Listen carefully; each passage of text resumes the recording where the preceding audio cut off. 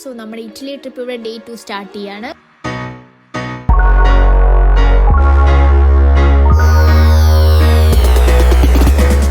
So once again good morning. So ഞാനിപ്പോൾ ഇവിടെ എന്തിനാണെന്ന് വെച്ചാൽ ഇപ്പം ഞാൻ കറൻ്റ്ലി നേപ്പിൾസിലാണ്. ഇനി നമുക്ക് ഇവിടുന്ന് പോസ്താന പോവാണ്. അപ്പോൾ പോസ്താന പോകുന്നതിന് ഞാൻ എന്തിനാ ഈ കടയിലെന്നല്ലേ വഴിയെ പറയാം. നമ്മളിനി പോകാൻ പോകുന്ന സ്ഥലത്തോട്ട് ദൈവം അനുഗ്രഹിച്ച് ഫ്ലൈറ്റോ കാര്യങ്ങളോ ഒന്നുമില്ല. അതുകൊണ്ട് തന്നെ നമ്മൾ ഇവിടുന്ന് റെൻ്റൽ വെസ്പ എടുത്തിട്ട് നമ്മൾ നേപ്പിൾസ്, പോസ്താനോ, ദെൻ അമാൽഫി ഈ 3 സ്ഥലവും നമ്മൾ എക്സ്പ്ലോർ ചെയ്യാൻ പോവാണ്. അതുപോലെ തന്നെ എന്നെപ്പോലുള്ള പല സ്റ്റുഡൻസിനും ഡൗട്ടാണ്, നമ്മുടെ ഇന്ത്യൻ ലൈസൻസ് വെച്ചിട്ട് യൂറോപ്യൻ കൺട്രി നമുക്ക് ഇങ്ങനെ കാറോ അല്ലെങ്കിൽ സ്കൂട്ടറോ ഒക്കെ നമുക്ക് റെൻറ്റിലെടുക്കാൻ പറ്റുമെന്ന്.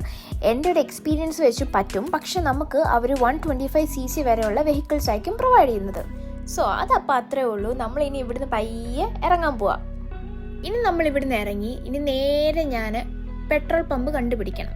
അങ്ങനെ പെട്രോൾ പമ്പ് കണ്ടുപിടിക്കാൻ പോയി ഞങ്ങൾ എത്തി വന്നത് ഇവിടെയാണ്. അപ്പോൾ ഇവിടുത്തെ സ്ഥലവും പേരൊന്നും എനിക്കറിയത്തില്ല, പക്ഷെ ഞാൻ നോക്കിയപ്പോൾ കുറേ ആൾക്കാർ ഇന്ന് ഫോട്ടോസും കാര്യങ്ങളും ഒക്കെ എടുക്കുന്നു. അപ്പം ഞാനും എൻ്റെ വണ്ടിയൊക്കെ നിർത്തി ഞങ്ങൾ പോയി നോക്കി. അപ്പോൾ എന്താ ഭയങ്കര രസമുള്ളൊരു വ്യൂ. പിന്നെ ഇത് ഇവിടെ ഇഷ്ടംപോലെ ആൾക്കാർ ഫിഷിങ്ങും കാര്യങ്ങളും ഒക്കെ ചെയ്യുന്നുണ്ട്. അതൊക്കെ കണ്ട് കുറച്ച് നേരം അവിടെ നിന്നു. സോ ഫൈനലി നമ്മൾ അങ്ങനെ പെട്രോൾ പമ്പ് കണ്ടുപിടിച്ചു.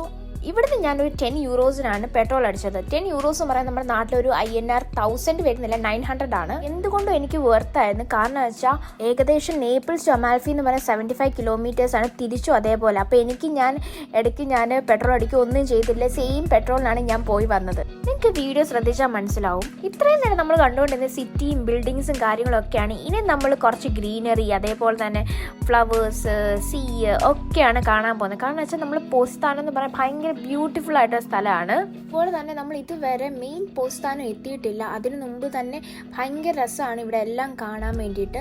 അതുപോലെ തന്നെ ഈ പോസ്താന സറൗണ്ടഡ് ആയിട്ടുള്ള ഈ സീയുടെ പേരാണ് ടെറിനിയൻ സീ. ഇതിന്റെ സ്പെഷ്യാലിറ്റി എന്ന് പറയാൻ നിങ്ങൾക്ക് കാണുമ്പോൾ തന്നെ മനസ്സിലാവും, ഭയങ്കര ക്ലിയർ ബ്ലൂ വാട്ടർ ആണ്. പിന്നെ ഇവിടെ ഫുൾ ഓറഞ്ചും അതേപോലെ തന്നെ ലെമണും ആണ്. അപ്പം ഇതെനിക്ക് നേരിട്ട് ലൈവായിട്ടൊന്ന് പ്ലക്ക് ചെയ്യണമെന്ന് ഭയങ്കര ആഗ്രഹമാണ്. അപ്പം എന്തായാലും അത് ഞാൻ നടത്തിയിരിക്കും.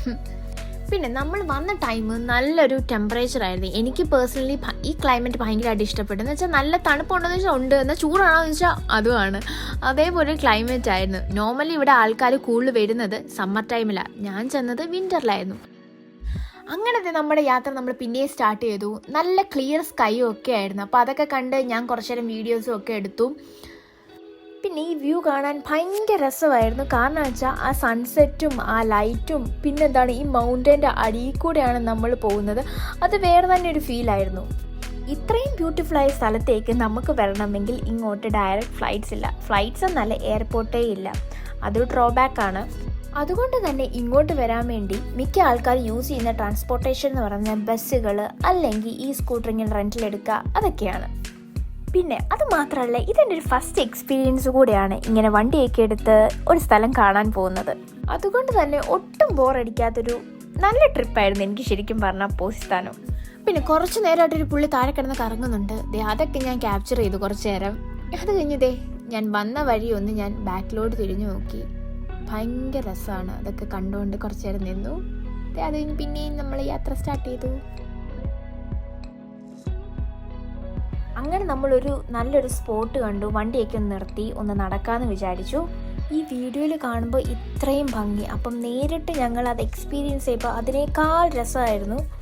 അത് മാത്രമല്ല, ഇവിടെ കാണുന്ന ഓരോ ചെറിയ ചെറിയ ഫ്ലവേഴ്സ് ആയിക്കോട്ടെ, മരങ്ങളായിക്കോട്ടെ, എല്ലാം ഭയങ്കര ഡിഫറെൻ്റ് ആയിരുന്നു. പിന്നെ ഇതേ നമ്മൾ സ്റ്റെപ്പൊക്കെ ഇറങ്ങി ഞാൻ കറക്റ്റ് ചെന്ന സമയത്ത് ഒരു സൺസെറ്റ് ടൈം ആയിരുന്നു. ഈ കാണുന്ന ഫ്ലവർ എനിക്ക് നമ്മുടെ നാട്ടിലേക്ക് ബൊഗെയിൻവില്ലയാണ്. പിന്നെ നോക്കിക്ക് ശരിക്കും ഒരു ഗാർഡൻ ഒരാൾ സെറ്റ് ചെയ്ത് വെച്ച പോലെ. പക്ഷെ അതൊന്നുമല്ല, ഇവിടെ എല്ലാ സ്ഥലങ്ങളും കാണാൻ ഇത്ര ഭംഗിയാണ്. ശരിക്കും പറഞ്ഞുകൊണ്ടല്ലോ, ഞാൻ എൻ്റെ ലൈഫിൽ ഇതേവരെ ഇങ്ങനത്തെ സ്ഥലങ്ങളൊന്നും എക്സ്പീരിയൻസ് ചെയ്തിട്ടില്ല. ഞാനൊന്നെങ്കിൽ ഫോട്ടോസ് അല്ലെങ്കിൽ വീഡിയോസൊക്കെ കണ്ടിട്ടുള്ളൂ.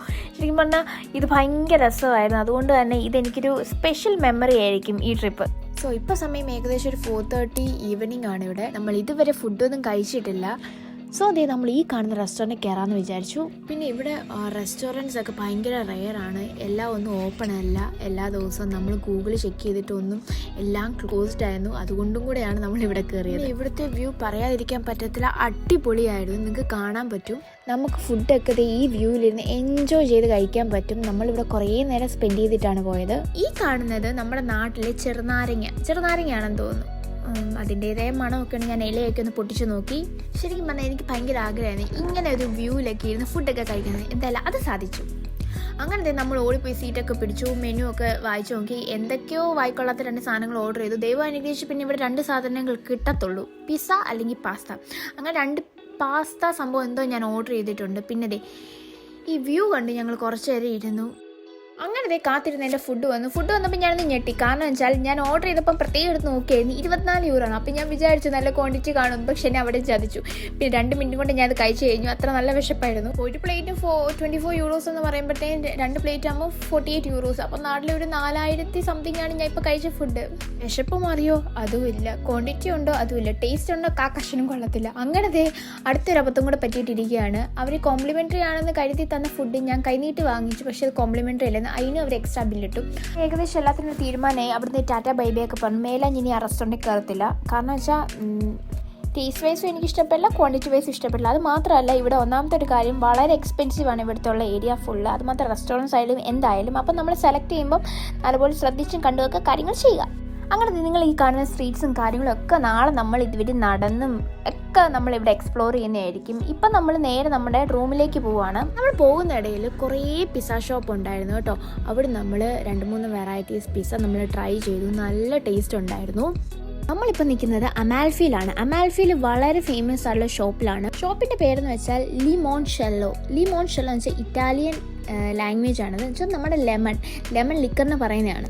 അത് മാത്രമല്ല ഇവിടെ ഏറ്റവും കൂടുതൽ ഹാർവെസ്റ്റ് ചെയ്യുന്ന സാധനം കൂടെയാണ് ലെമൺ. അതുകൊണ്ട് തന്നെ അവരുടെ എല്ലാ ഫുഡിലും അവർ ലെമൺ ഇൻക്ലൂഡ് ചെയ്യാറുണ്ട്. ഈവൻ ഐസ്ക്രീം വരെ ഉണ്ട്. അങ്ങനെ നമ്മളിവിടെ അമാൽഫി വന്നിട്ട് അവിടുത്തെ ലെമൺ ഐസ്ക്രീം കഴിക്കാതെ പോകുന്നത് വളരെ മോശമാണ്. അതുകൊണ്ട് തന്നെ അത് കഴിച്ചിട്ടുള്ളൂ. വേറെ കാര്യം, ഈ ഷോപ്പിലോട്ട് കയറുമ്പോൾ തന്നെ ഇവിടെ എല്ലായിടവും ലെമണാണ്. എനിക്ക് തോന്നുന്നത് നമ്മുടെ നാട്ടിലെ കമ്പിളി നാരങ്ങ ആ ഒരു സാധനമാണെന്ന് തോന്നുന്നു.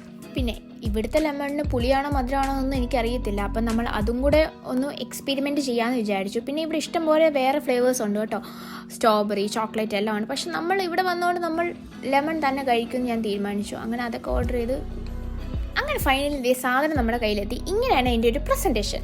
പിന്നെ ടേസ്റ്റ് ചെയ്ത് കഴിഞ്ഞപ്പോൾ എനിക്ക് അത്രയ്ക്ക് അങ്ങോട്ട് ഇഷ്ടപ്പെട്ടില്ല. കാരണം വെച്ചാൽ ഭയങ്കര സ്ട്രോങ് ഫ്ലേവർ ആയിരുന്നു ലെമണിൻ്റെ. അതെനിക്ക് അത്ര അങ്ങോട്ട് ഇഷ്ടപ്പെട്ടില്ല. അതുകൊണ്ട് തന്നെ 2 സ്പൂൺ കഴിച്ചു, അങ്ങോട്ട് മാറ്റി വെച്ചു. അങ്ങനെ നമ്മൾ അവിടെ നിന്ന് ഇറങ്ങി നേരെ നമ്മൾ ഇനി റൂമിലേക്ക് പോവാണ്. സോ നല്ല രീതിയിൽ ഞങ്ങൾ ടയേർഡാണ്. അത് മാത്രമല്ല ഇത്രയും ട്രാവലിങ് ചെയ്തതാണ്. അപ്പോൾ ഇനി നല്ലൊരു ഉറക്കമൊക്കെ ഉറങ്ങിയിട്ട് നമുക്ക് കാണാം. Hello, good morning. അപ്പം എന്തേ നമ്മുടെ ഡേ 3 ഇവിടെ സ്റ്റാർട്ട് ചെയ്യുകയാണ്. രാവിലെ നമ്മൾ എണ്ണിച്ച് കഴിഞ്ഞ് നമ്മൾ കണ്ണ് തുറക്കുന്ന നേരെ ഈ ബ്യൂട്ടിഫുൾ വ്യൂവിലേക്കാണ്. മോർണിംഗ് ഒരു 6:30 മുതൽ കണ്ണും തുറന്ന് ഞാൻ വെളിയിലോട്ട് നോക്കി കിടക്കുക. ഇപ്പം സൺറൈസ് കാണാമെന്ന് വിചാരിച്ചു. പക്ഷേ ഇന്ന് എനിക്ക് ലക്കില്ല. ഇന്ന് സൺറൈസ് ഇല്ല. അത് മാത്രമല്ല ഇന്നൊരു ക്ലൗഡി ആയിരുന്നു. പിന്നെ വന്ന സണ്ണിനെ വെച്ച് അഡ്ജസ്റ്റ് ചെയ്തു. എൻ്റെ ഈ ട്രിപ്പിൽ ഏറ്റവും വെർത്തായിട്ടുള്ള സ്റ്റേ എന്ന് പറഞ്ഞാൽ ഇവിടെയായിരുന്നു. കാരണം വെച്ചാൽ അത്ര ഞാൻ എൻജോയ് ചെയ്തു. കാരണം വെച്ചാൽ രാവിലെ നമ്മൾ എണ്ണിക്കുമ്പം തന്നെ സൺറൈസ് ആയിക്കോട്ടെ, ഈ ബീച്ചിൻ്റെ സൗണ്ട് ആയിക്കോട്ടെ, ഇതൊക്കെ കേട്ടാണ് നമ്മൾ എണ്ണിക്കുക. അതുകൊണ്ട് തന്നെ ഭയങ്കര പ്ലസൻറ്റ് ആൻഡ് പോസിറ്റീവ് ഫീലായിരുന്നു രാവിലെ. അങ്ങനെ ഞാൻ രാവിലെ എണീച്ച് കുറച്ച് ഫോട്ടോസൊക്കെ എടുക്കാമെന്ന് വിചാരിച്ച് കുറച്ച് സൺകിസ്റ്റ് പഠിച്ചൊക്കെ ചെയ്തു. അങ്ങനെ നമ്മൾ രാവിലെ എണീച്ച് ഒട്ടും സമയം കളയാതെ തന്നെ റെഡിയായി. ഇനി ഈ കാണുന്നതാണ് എൻ്റെ റൂമിൻ്റെ നല്ല അടിപൊളി ബാൽക്കണി വ്യൂ. അത് കഴിഞ്ഞ് ഒരു കോഫിയൊക്കെ കുടിച്ച് നമുക്ക് പോകാമെന്ന് വിചാരിച്ചു. അങ്ങനെ കോഫിയൊക്കെ ഓർഡർ ചെയ്ത് ഞങ്ങൾ ഇവിടെ വന്ന് കുറച്ച് നേരം ഇരുന്നു. പിന്നെ ഈ കാണുന്നത് നമ്മൾ സ്റ്റേ ചെയ്യുന്ന ഹോട്ടലിൻ്റെ കഫറ്റേരിയ ആണ്.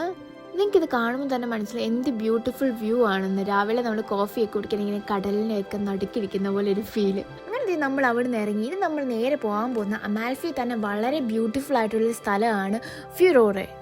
നമ്മൾ സ്റ്റേ ചെയ്ത സ്ഥലത്തു നിന്ന് കുറച്ചടുത്തായിരുന്നു. അതുകൊണ്ട് തന്നെ നമുക്ക് ഈസി ആയിട്ട് നമുക്ക് പോകാൻ പറ്റി. നമ്മൾ ഈ പൊയ്ക്കൊണ്ടിരിക്കുന്ന ബ്രിഡ്ജിൻ്റെ താഴെയാണ് ഞാൻ പറഞ്ഞ ഈ സ്പോട്ട്. ഈ പ്ലേസ് അമാൽഫി വളരെ ഫേമസ് ആണ്. അത് മാത്രമല്ല ഇതിനു മുമ്പ് ഞാൻ ഈ പ്ലേസ് ഇഷ്ടംപോലെ യൂട്യൂബിലും റീൽസിലും ഒക്കെ ഞാൻ കാണാറുണ്ട്.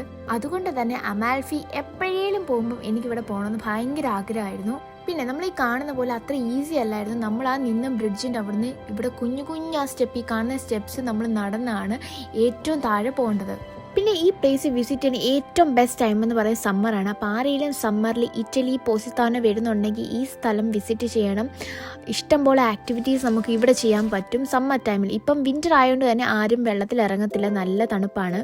പിന്നെ നമ്മൾ വന്നപ്പോൾ ഇവിടെ ആരുമില്ലായിരുന്നു. ഇവിടെ ഒന്നാമത്തെ കാര്യം സീസൺ അല്ല ഇപ്പം, അതുകൊണ്ട് തന്നെ അങ്ങനെ ആൾക്കാർ ഇങ്ങോട്ട് ഇറങ്ങുന്നില്ല. പിന്നെ നമ്മളിവിടെ ഇറങ്ങുന്ന കണ്ടിട്ട് ഞാൻ നോക്കിയപ്പോഴത്തേക്കിനും പിന്നെ മണ്ടയ്ക്കുന്ന് കുറേ ആൾക്കാരൊക്കെ വരുന്നുണ്ട് താഴോട്ട്. പിന്നെ വെള്ളം പണ്ടേ എനിക്കൊരു വീക്ക്നെസ് ആണ്, അതുകൊണ്ട് തന്നെ വെള്ളം കണ്ടാൽ എനിക്ക് ഒന്നെങ്കിൽ തൊടണം അല്ലെങ്കിൽ ഇറങ്ങണം, അല്ലെങ്കിൽ എനിക്ക് എന്തോ ഒരു സമാധാനക്കേടാണ്. പിന്നെ നമ്മൾ ഒട്ടും പ്രിപ്പയർഡ് അല്ലാത്തതുകൊണ്ടും പിന്നെ ഒരു വിൻ്റർ ടൈം ആയതുകൊണ്ടും തന്നെ നമുക്ക് വെള്ളത്തിൽ ഇറങ്ങാൻ പറ്റത്തില്ല. അല്ലെങ്കിൽ ഞാനൊരു ട്രൈ നോക്കിയാണ്. പിന്നെ ഇടയ്ക്കിടയ്ക്ക് ഞാൻ ഈ സ്ഥലം ഭംഗിയുണ്ടെന്ന് പറയണത് എനിക്ക് ഈ വീഡിയോയ്ക്ക് അത് കാണുമ്പോൾ തന്നെ മനസ്സിലായി എത്ര ബ്യൂട്ടിഫുൾ ആണെന്ന്. അത് മാത്രമല്ല പിന്നെ അവിടെ കിടന്ന കുറച്ച് കല്ലൊക്കെ ഞാൻ പെറുക്കി എടുത്തിട്ടുണ്ട് എനിക്ക് പോകുമ്പോൾ കൊണ്ടുപോകാൻ വേണ്ടിയിട്ട്. എനിക്കിങ്ങനെ കുറച്ച് ആക്രി പെറുക്കുന്ന പണ്ടേ എൻ്റെ ഒരു വീക്ക്നെസ് ആണ്. അപ്പോൾ അതെല്ലാം ഞാൻ പെറുക്കിയെടുത്ത് സൂക്ഷിച്ച് വെച്ചിട്ടുണ്ട്.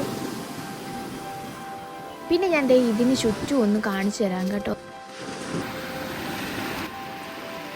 ഇവിടുന്ന് ഞാൻ ടാറ്റ ബൈ ബൈ പറഞ്ഞ് നെക്സ്റ്റ് സ്പോട്ടിലോട്ട് പോവാണ്. പിന്നെ ഞാൻ ഇറങ്ങിയ സ്പീഡിലല്ല തിരിച്ചു കയറുന്നത്, കുറച്ച് പാടായിരുന്നു. സോ ഞാൻ ഈ വീഡിയോ ഇവിടെ എൻഡ് ചെയ്യാണ്. And see you all in the next video.